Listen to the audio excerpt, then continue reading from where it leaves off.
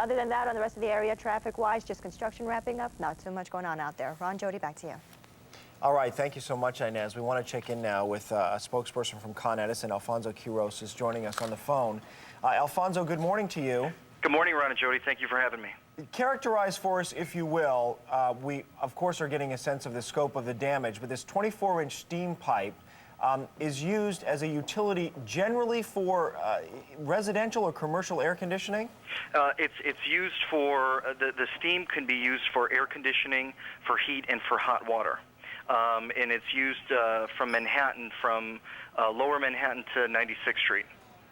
And do you know anything more? Can you tell us anything more about what caused this? We're still, it's still under investigation, and including right now we are still waiting for the results for the asbestos test. Because the material was so saturated and needed to be dried in order to perform accurate tests, it's taking a little bit longer than anticipated to get the results. Alfonso, when the mayor spoke last night about this situation, he underscored the age of this pipe, installed in 1924, and it really does highlight an issue that a lot of cities are dealing with, an aging infrastructure. Is it something Con Edison has been on an ongoing basis examining, talking about, thinking about solutions in the event of something like this?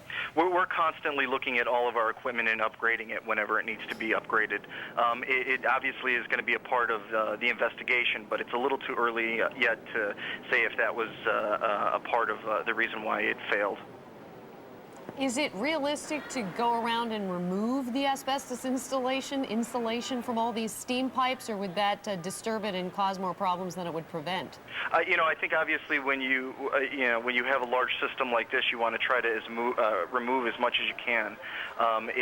When you dig into the city, you're often going to find asbestos on some of the equipment down there. And we are expecting, in a short amount of time, we hope to get some more information on air quality tests down there. Alfonso Quiros from Con Edison. Thank you for joining us, Alfonso. Thank you for having me. All righty. It's Thursday in New York. Vivian, thank you very much. We want to get an update now on Con Edison's response from spokesperson Alfonso Quiros, who is on the phone with us this morning. Mr. Quiros, good morning. Good morning, Rob and Darlene. Well, we want to ask you first, how can you explain exactly what happened yesterday? Well, it's still under investigation, the cause of what happened with the steam pipe. But last night, we had approximately 400 specially trained Con Edison employees and certified contractors working in conjunction with the New York City Department of Environmental Protection. They worked throughout the entire night. Some of the things that they were doing were performing environmental tests, cleaning muddy debris from 3rd Avenue between 40th and 42nd Street, working to restore service to electric feeder cables and running temporary cables. They were also excavating and inspecting the gas system for possible damage, and we were also decontaminating fire trucks.